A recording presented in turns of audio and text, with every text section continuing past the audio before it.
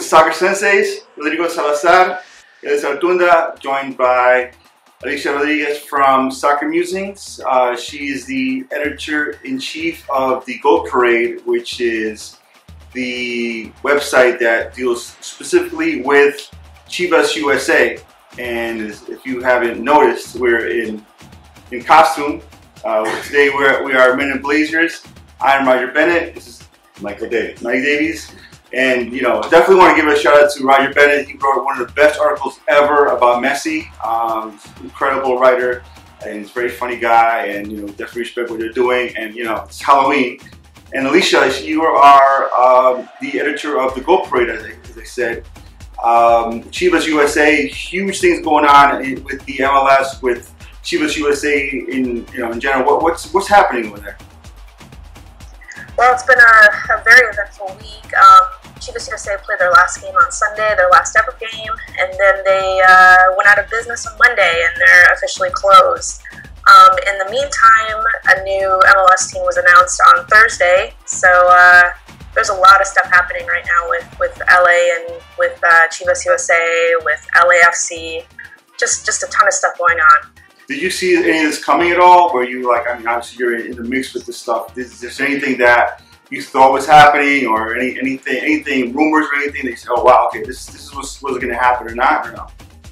Yeah, I would say about 6 or 7 weeks ago there was the first rumor. I think Brian Strauss broke it from Sports Illustrated, where he said that the team Chivas USA was likely to go on hiatus.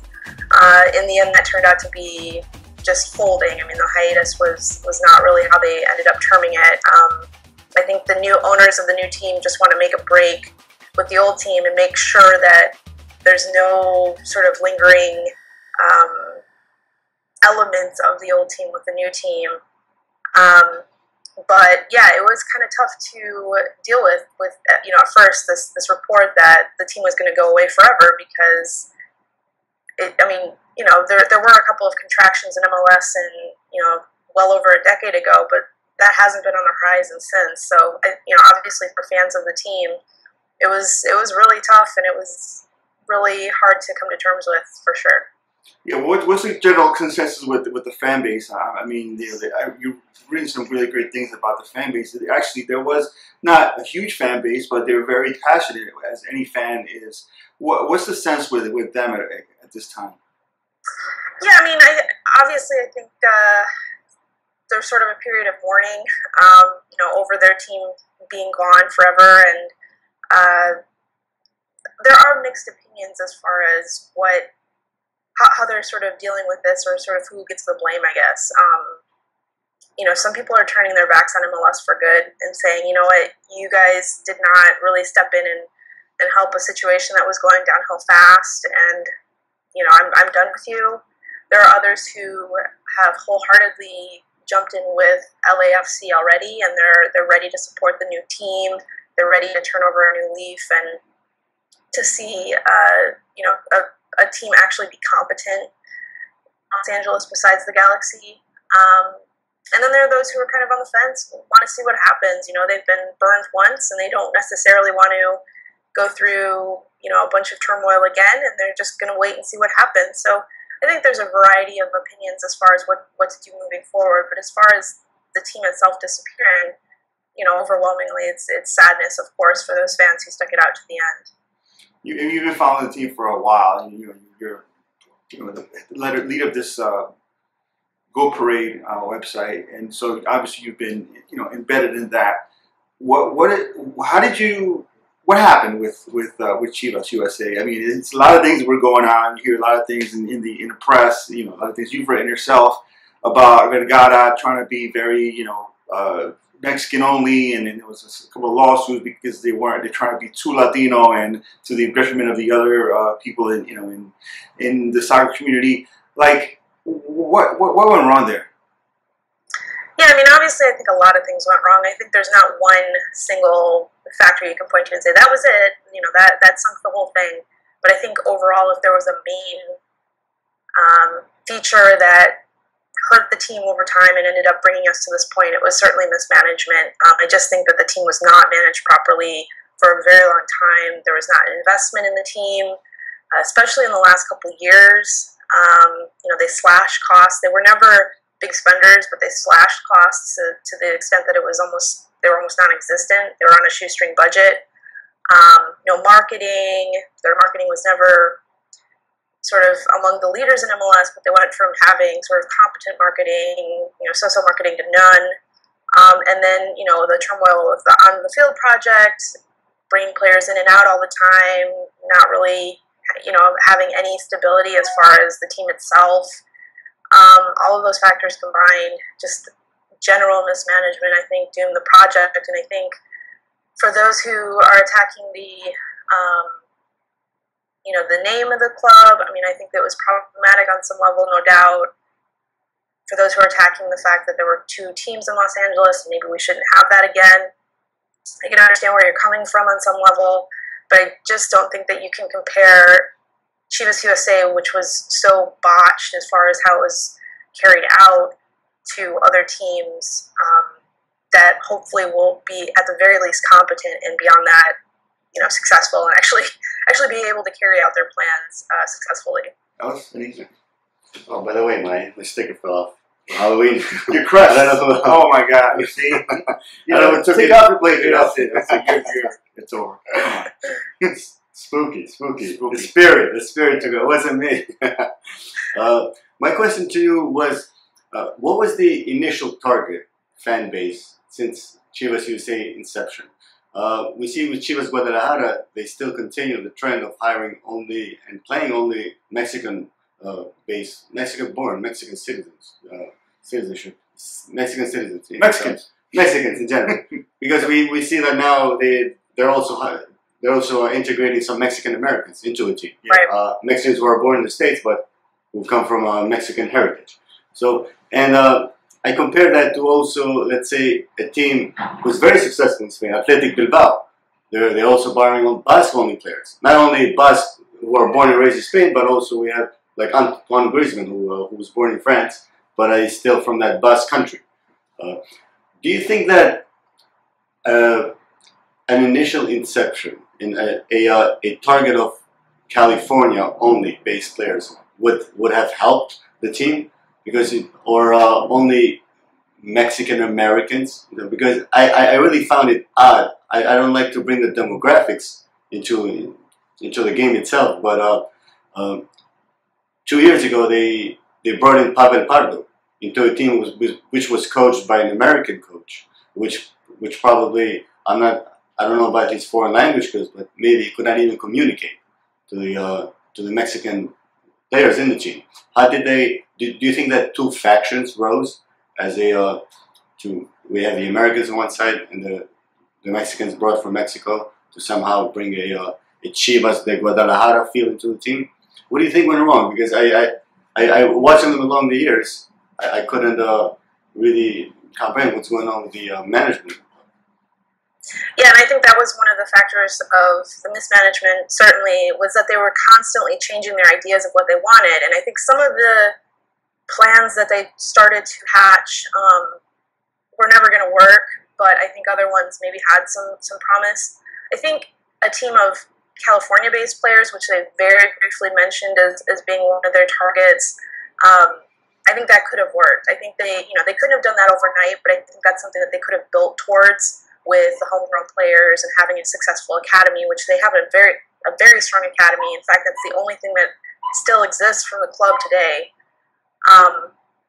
So that could have worked. As far as sort of the initial goal of the club, I think it was really to appeal to Chivas de Guadalajara fans, really hone in on that market in Los Angeles. And frankly, when you drive around Los Angeles, I mean, obviously people from LA come from different parts of Mexico, but overwhelmingly you see Chivas stickers on cars and Chivas flags and Chivas gear. I mean, that's overwhelmingly what you see in LA. So, that's anecdotal, but it makes sense that would sort of be the team that you would think would be, the most popular and would have the best chance of being successful in MLS. In the end, that didn't turn out to be the case. I think Chivas de Guadalajara fans knew that they weren't getting the same kind of product with Chivas USA, that it was just not getting the investment. There was not going to be players good enough to really be at that level. And in fact, the partnership between the teams never brought a player good enough. There were two great players kind of flanking the era. Paco Palencia, when he came over, he was a good player, but he stayed for just a short time. And then Hugo Torres, who, his career completely stalled in Mexico, and then at the last moment they were like, all right, you can go to Chivas USA, and he was fantastic. And now it looks likely that the Mexican club's going to lose him forever. So there was a lot of stuff going on, and I think that the combination of approaches, there was never any stability. But I also think that towards the end, when they doubled down on their strategy of trying to only bring in Latino players, not necessarily all Mexican players, because I think they realized that was not feasible to do in a short amount of time, but really to try and get all Latino players. I mean, I think it's something that could work if you have kind of a long-standing foundation, or maybe if you have a different system in place than the one in MLS where, expansion clubs just sort of appear overnight, and, you just have to build an MLS team in, a certain amount of time. With no long-standing history like Chivas, like Athletic Bilbao, you just don't have that ability to kind of create a tradition overnight. And I also think that with the American ethos of, being inclusive and diversity and that sort of thing, I certainly think there's a space for a Latino market, Latino players having pride in one's heritage in soccer for sure. But I'm just not sure that at this point in MLS we can really have a team devote itself to one group only and be successful and not draw the ire of other people, of opposing fans, of potential lawsuits, that kind of thing. I just don't think that it was the right time to do that, and maybe in the future at some point, but probably not for a while. Yeah, to me, it was a misguided strategy from the beginning. I mean, it's not cool. You can't come in and say, we only want to deal with Latino players, because again, like you said, the U.S. is a melting pot. And pick up your press release. The U.S. is a melting pot, and it's not cool in any shape or form for them to even think about that. Now, how do you think that relates to the MLS in Miami project right now? Obviously, David Beckham is a big proponent of that. He's one of the investors and everything else. I mean, LAFC has like 25,000 investors now. Like Mia Hamm and Ramon Garcia Parra. I think Sammy Davis Jr., Frank Sinatra. They're all down there. They're all down, which is kind of troubling as well, because again, all the way at the bottom is Vincent Tan, who is doing some crazy stuff in the Premier League. Changing people's colors of their jerseys and stuff. But in terms of the what's going on in Miami, what are the lessons learned for that project going on over there? So they won't make those missteps, because everybody's like, oh yeah, Miami's a great town for soccer, but hey, wait a minute, what with the fusion? I mean, it's not, again, a lot of it is, okay, great, a lot of Latinos in Miami, but what about the other communities going on there? Like, what can that project learn from the missteps of Chivas USA? Yeah, I mean, certainly I think they need to look back at the fusion. They also need to look back at Chivas USA. I think the biggest thing, in my opinion, for Miami is really getting fan engagement and making sure that it's sustainable, because that seems to be the biggest hurdle to having a successful pro team in Miami. And it seemed like one of the problems with the fusion was that they never actually played in Miami, and that's why they're really trying to hone in on having a stadium in the city.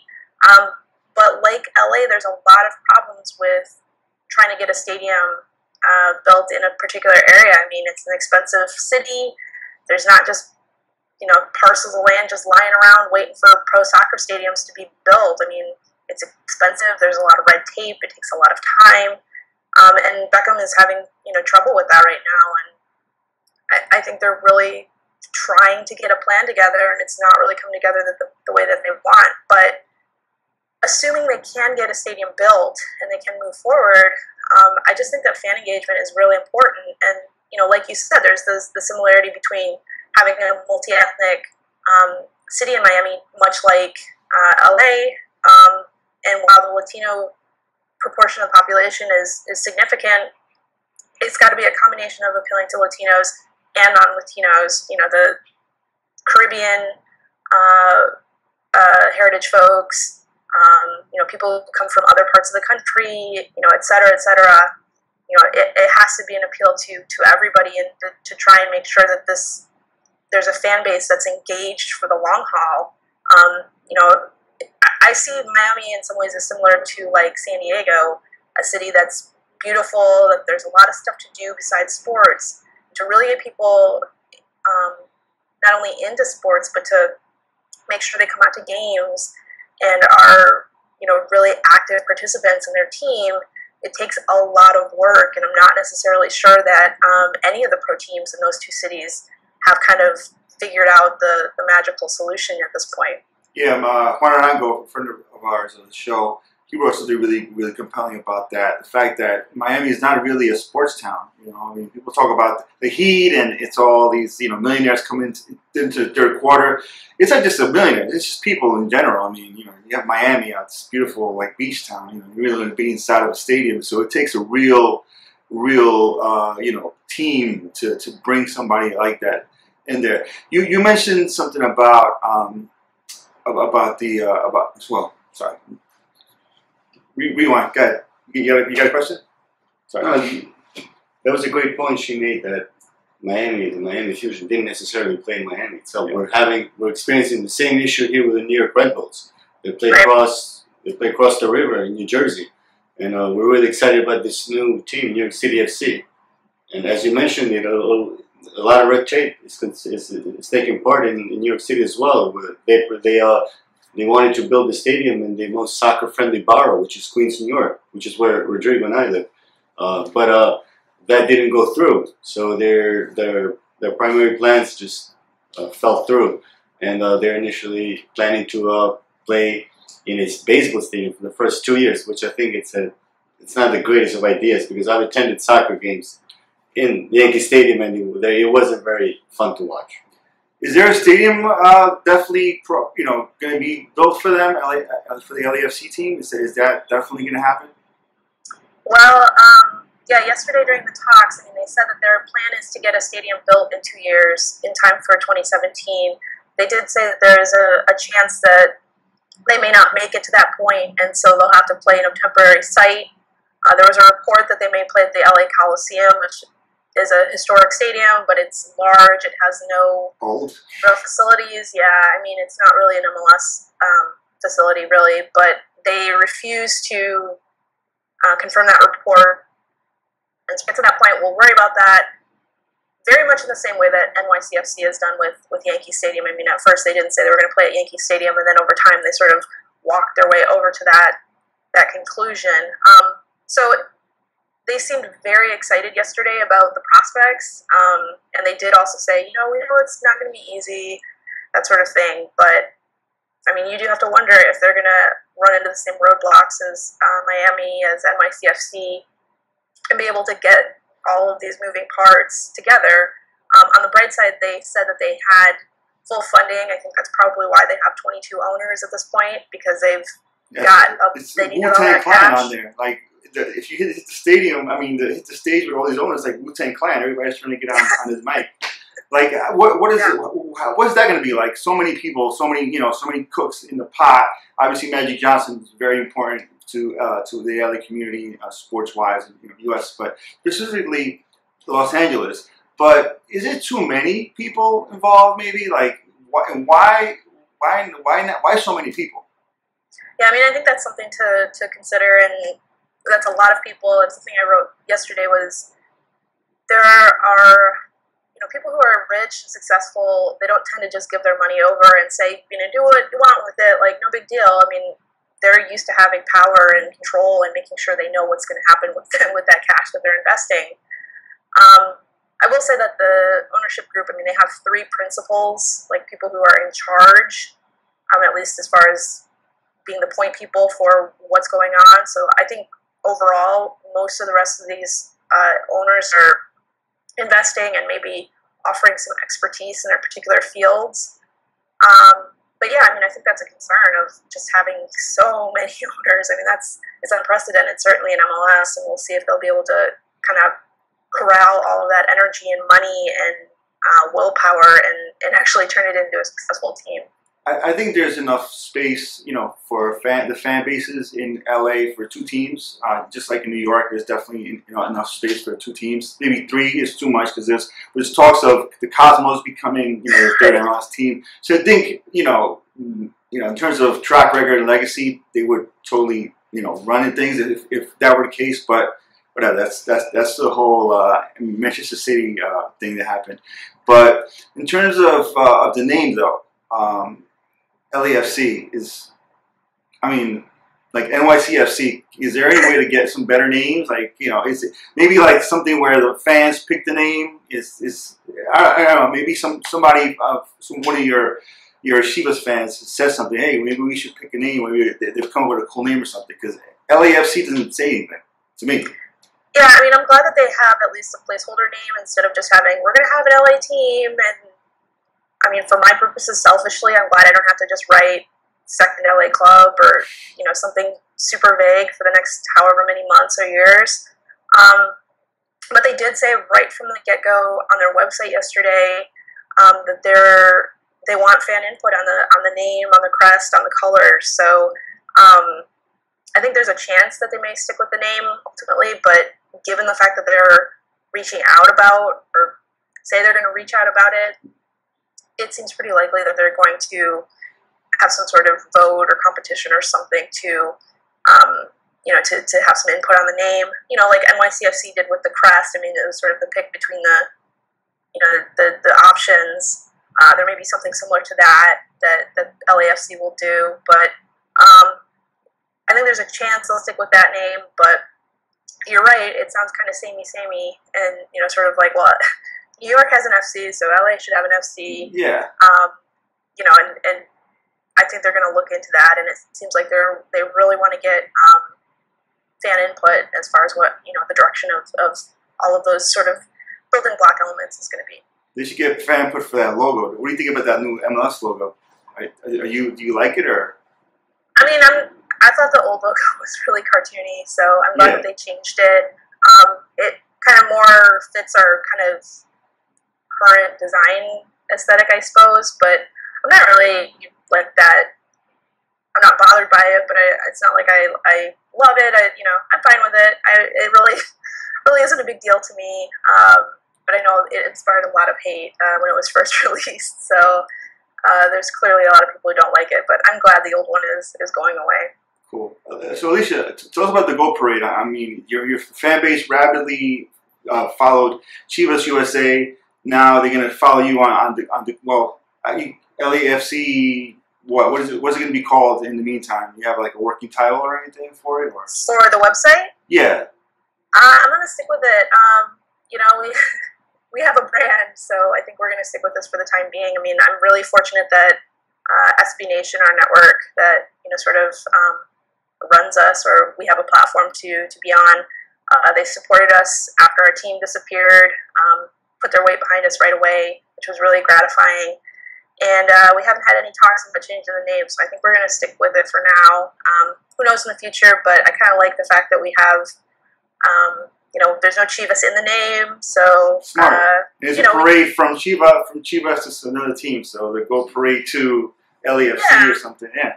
Yeah, if we could do something with parades and the new name, then we would have, it'd be all perfect, right? Then we'd have the full link. So obviously we'll need to do that. No, I'm just kidding. So the plan right now is to press on with kind of finishing up our coverage of Chivas USA in the meantime over the next several months, and then in the fallow period between the teams actually playing, I think we're going to do some experiments of coverage. But I think we're going to be kind of straddling both teams, Chivas USA, LAFC, and covering both, for our readers, for people who are interested. Any questions? When are they planning to play their first season in MLS, LAFC?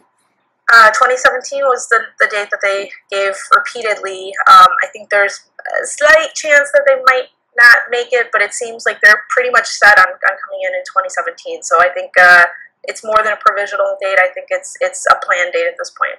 Cool. Alicia, thank you so much for joining us. Waking up early in the West Coast, and continued success with the Cooperator, LAFC. We'll definitely be following you guys. Thank you so much for joining us in Soccer Senseis.